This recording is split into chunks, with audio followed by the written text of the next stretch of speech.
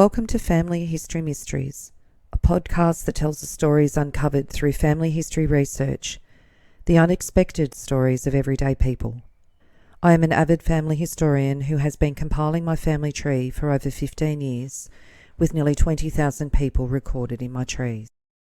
And please put a review on my podcast. That will certainly help in getting the word out there and creating more listenership. I'm very pleased to announce episode 200 in this podcast series. When I first began my research, particularly with my own family history, I really hoped that I'd obtain the goal of 100 episodes, but here I am still going strong, and I'm surprised to see that there's really no shortage of interesting stories from history that I can present. So here is episode 200, William Henry Hayes. Just a warning, there is some sensitive information covered in this episode that may be distressing for some. William Hayes featured in a series of mugshots in the South Australian archives. This is his story. The first thing that I've had trouble in trying to really locate is his birth record. So, William Hayes was either born in 1893 or 1899. The police believe that he was born in England, however I'm unable to find a formal certificate to validate that. William Hayes was convicted on the 20th of January 1930 for robbery under arms, and he received a sentence of 8 years hard labour. In his prison record, his special features and marks included tattoos, which were a fairy outside the left forearm, head of a nurse with Rose of No Man's Land written inside the left forearm, a chain with 3 hearts on the left wrist, a snake inside the right forearm, sailing ship with homeward bound over a steamship on the right forearm. His left ring finger was missing. During November 1929, William Henry Hayes was employed as a barman, and he committed a variety of crimes, including robbing a lolly shop and days later going on a robbing spree in Lameroo and returning back to Adelaide in one night. In the Adelaide Advertiser on the 4th of December 1929, there's an article titled Serious Charges, Bank Street Hold-Up. Hayes and Dawson before court. William Henry Hayes and Joseph Dawson appeared on remand at the Adelaide Police Court on Tuesday, charged with having on the 16th of November at Bank Street, while under arms, robbing George Etrelesis of £13. And George Etrelesis, a sweet shop proprietor, said that he saw the two accused pass his shop in Bank Street City and stand in front of a bookshop near a north terrace. They passed his shop again and then stood in a doorway of Fetchute's store opposite his shop. They returned and Dawson had his face masked. He presented a revolver and said, "Don't move or I will shoot you." The witness put up his hands and said, "Please don't shoot." Dawson ordered him to turn his face to the wall and not look into the shop, but he did not obey this command. While Dawson covered him, Hayes closed the street door and took the money from all of the tills. Dawson ordered him to say nothing. The accused left the shop and walked towards North Terrace. The witness followed them and called to a countryman of his, "Stop them, they stole my money." His countryman made a grab at them and they showed a revolver to him and he disappeared inside his shop. The witness followed them to North Terrace and called out to other people to help him. The accused walked quickly and he heard them fire a shot when they reached the corner of Bank Street and North Terrace. They ran in a westerly direction and he heard them fire another shot. He ran after them and they fired another shot. He went back to his shop and found that £13 was missing from his tills. He was asked, "When they put up the gun, were you in bodily fear?" The witness responded that he was in bodily fear. He had no doubt that the accused were the men who came into his shop. Hayes was then also charged with having, on November the 8th, inflicted grievous bodily harm on Herbert George Bernard at his place of business, Hindmarsh Buildings in Adelaide. It was alleged that Mr Bernard was struck on the head with a piece of gas pipe. Dr Albert Gribble examined Mr Bernard at the Adelaide Hospital on the evening of November the 8th. He had 4 lacerated wounds on the head, and they could have been inflicted by a piece of gas pipe produced in court. Charges against Hayes of shop breaking and having an unregistered firearm in his possession, and one charge was against Dawson of having insufficient lawful means of support, and both cases were adjourned. 2 days later, in the Adelaide Register News Pictorial, in 3 courts in one day, man said to have bullets with filed tops. William Henry Hayes, a labourer of Brompton, ended a busy week in the police court yesterday when he appeared in 3 courts and was committed for trial in one, remanded in another, and sentenced to imprisonment for 2 months in the third. The assistant police prosecutor told the court in one case Hayes was a dangerous man. If he were convicted in the higher court, the government would deport him to England from whence he came. Hayes and Dawson were charged with having broken into the Udunda Farmers Cooperative Union building at Lameroo and stole goods valued at £200. They were remanded till Monday morning, when they will be escorted to Lameroo to stand trial there. The Bank Street affair. Hayes and Dawson were charged with having assaulted George Etralizes of Bank Street when armed with a revolver and stolen £13 from him, and they were committed to trial. And then Hayes was sent to jail for 2 months for having in possession an unregistered revolver. The court was told that the police entered the house in Brompton on the 29th of November and found Hayes, Schultz, Dawson and Mrs. Hayes. They were all drunk. Hayes drew a weapon, but the police grappled with him. It was later found that the bullets in the revolver had their tops died off and split, as was the custom with gunmen in either states. When Hayes found that he could not use his revolver, he tried to strike the police with a bottle. On the 24th of January 1930, in the Adelaide Register News Pictorial, wife acquitted on receiving charge. A tangle involved a charge of receiving against Amelia Hayes in the criminal court yesterday was partly unravelled when the woman was discharged. Her husband, W.H. Hayes, 31 labourer, and Joseph Dawson, 26 labourer, were charged with having broken into the store of the Udunda Farmers Cooperative Society Limited at Lameroo on the 21st of November and stolen goods to the value of £200. There was an alternative charge of receiving. Amelia Hayes and Frederick Arthur Schultz were charged with having received goods, knowing them to have been stolen. In the police court hearing, Hayes maintained that his wife was innocent and she claimed ownership of the goods to save him. Mr. C.A. Sanders for Hayes contended there was no case against Mrs. Hayes, and Justice Napier agreed. Hayes denied that he was concerned in the shopbreaking, but said that he intended to plead guilty of receiving. He had not done so because his wife and others would be implicated. I do not mind if I am found guilty of receiving the goods now in court. Schultz said he received the parcel from Hayes, who was a brother-in-law, not knowing what it contained. When detectives were questioning Hayes, he wondered if his brother-in-law was crook. He was found guilty of all crimes and was sent to the Yatala jail, but he escaped in July 1930, but was recaptured after a shootout with police, during which he was disguised as a woman. And on the 19th of July 1930, in the Adelaide Register News Pictorial, Hayes, dressed as woman, found in West End house, pleads with captors to treat fair sex with courtesy, man charged with harbouring Hayes.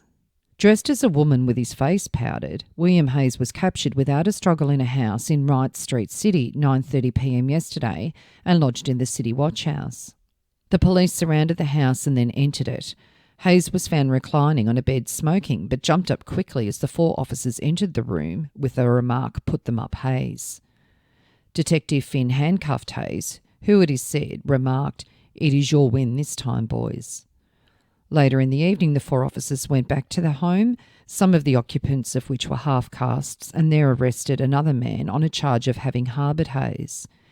It is alleged by the police that this man, when they arrived, was attempting to dispose of a shorn-off shotgun, which had been in the possession of Hayes earlier in the day.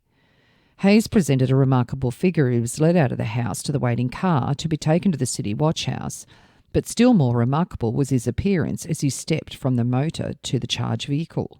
Whether Hayes would have ventured out into the city streets in his disguise cannot be known, but the tight fit and scantiness of his clothing would probably have attracted immediate attention. During the journey from Wright Street, he discarded his shoes. When being searched, he admonished the officers for treating a member of the fair sex with rank discourtesy and pleaded, "Remember, I'm a woman, boys." He spent the night in his adopted attire, and he was charged with having escaped from legal custody and will probably appear at the police court this morning. Hayes was reported to have been seen in several suburban areas in the early part of the evening. At 5 p.m, a woman rang the CIB office to say that she had seen a man backing out of an empty house in California Street Prospect with a gun in his hand. Police officers rushed to the locality, but a search failed to reveal the escapee. Later reports came from Payneham and St Peters that a man wearing a long grey overcoat and a slouch hat and carrying a sawn-off shotgun had been seen making across the river, but by the time the police officers had reached the district, the man had disappeared. Several reports reached the police that Hayes was in various houses in the West End, but vigorous searches failed to reveal his whereabouts until the report led to his capture. Hayes, it was said, had not long been in the house when the police arrived. Hayes appeared in court in the outfit he was captured in. This included a pink garter, a straw hat with flowers and high-heeled shoes. On the 17th of October 1930, in the Adelaide Advertiser, Yatala escapees, Hayes found guilty and remanded for sentence. William Henry Hayes was found guilty of having shot a Constable Delderfield with intent to resist lawful apprehension. A verdict of not guilty was returned on a charge of having shot a Delderfield with intent to murder. The charges arose out of a sensational escape from Yatala prison on July 18th. Joseph Dawson had previously pled guilty to a similar charge to that on which Hayes was convicted. Hayes, speaking on his own behalf, maintained that notwithstanding the verdict of the jury, he was innocent. In regard to his escape, there were circumstances, documentary evidence of which he would place before his honour, which practically forced it upon him. Hayes then handed a number of papers to the bench. Continuing, Hayes said that until 1926 he had never had a conviction recorded against him. Another reason for his escape was that he was being persecuted. His Honour said, "This is not the proper place for you to make this charge." Hayes said, "If charges are made by prisoners at Yatala, no notice is taken, and we have no place to submit our grievances." His Honour said, "I cannot investigate them." Hayes asked that consideration be given to the documents submitted by him, and that His Honour should extend any leniency possible. And Hayes and Dawson were remanded for sentence. On the 6th of November 1930 in the Adelaide Observer, 15 years jail for convicts who shot at police. Sequel to Yatala escape. Concurrent with 8 years now being served. 15 years imprisonment with hard labour was ordered for William Henry Hayes and Joseph Dawson in the criminal court last week for having shot at the police to prevent arrest after their escape from Yatala prison on July 18th. That sentence and one of 2 years for having escaped will be concurrent with the 8 years each of them is doing now for robbery under arms. They begin to serve their 8 years in January.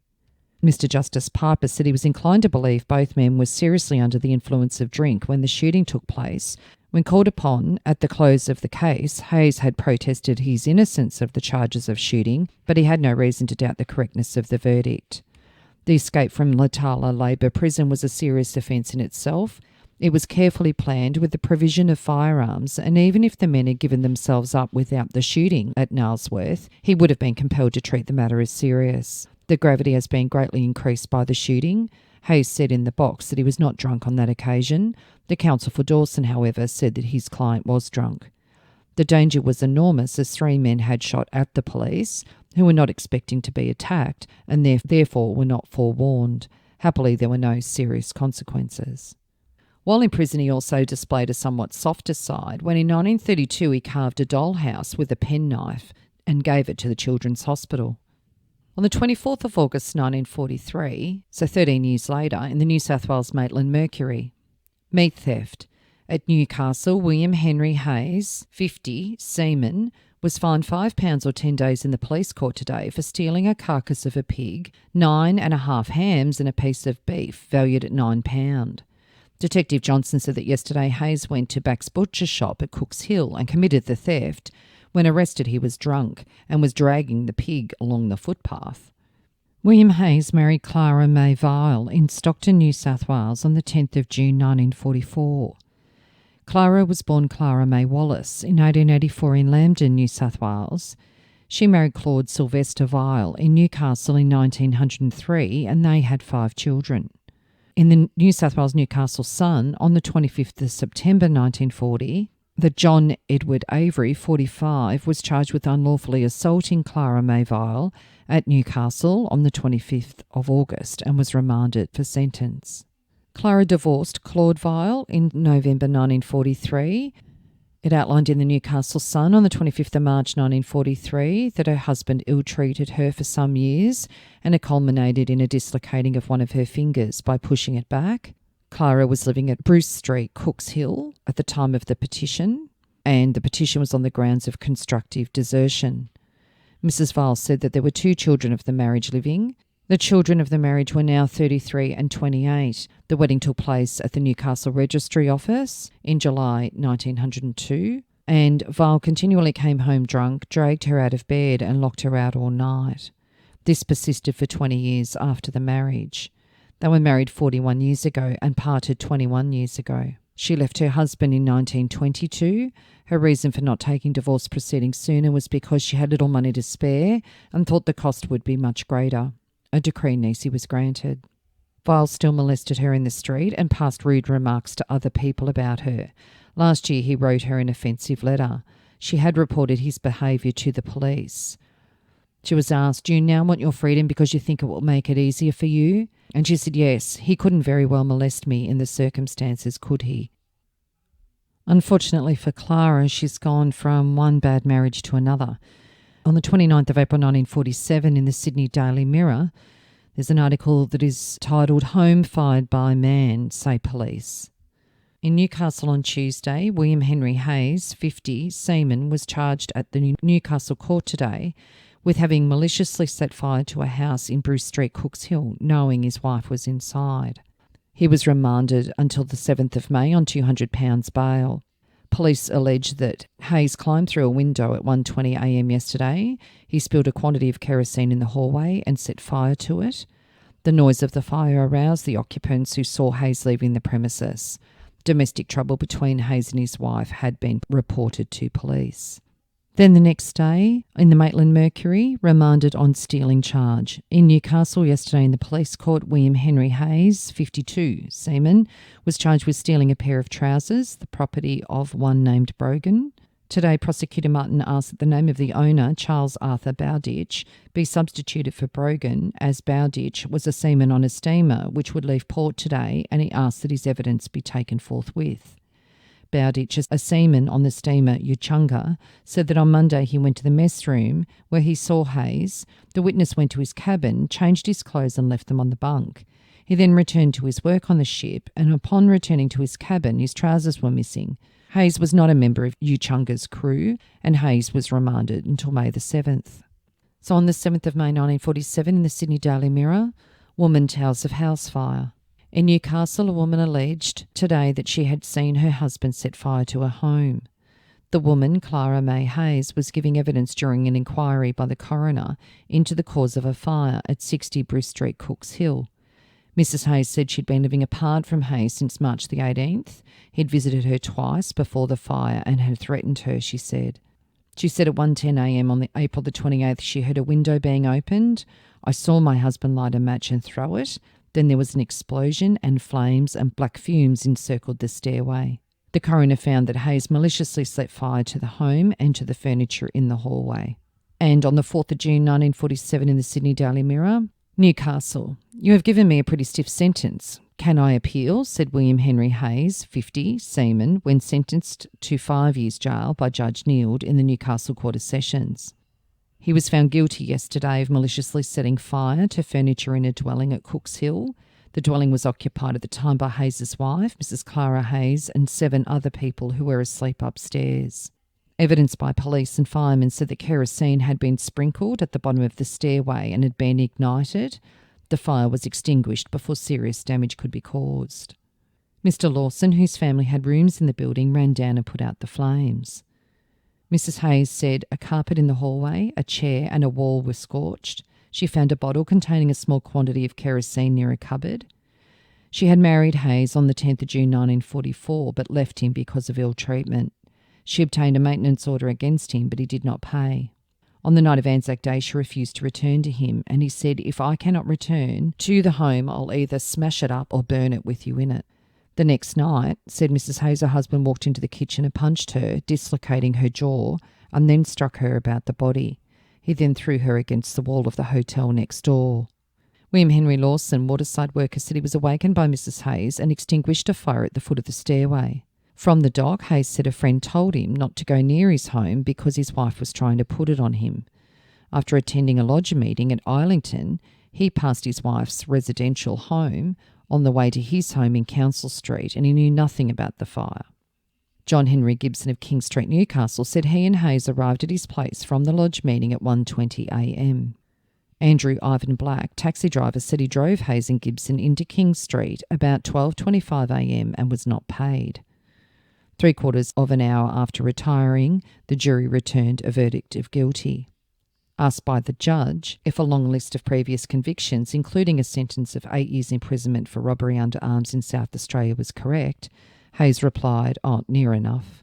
Detective Cahill said that Hayes was a native of England. He'd been in Australia for 25 years, which would have made it 1922 when he arrived in Australia.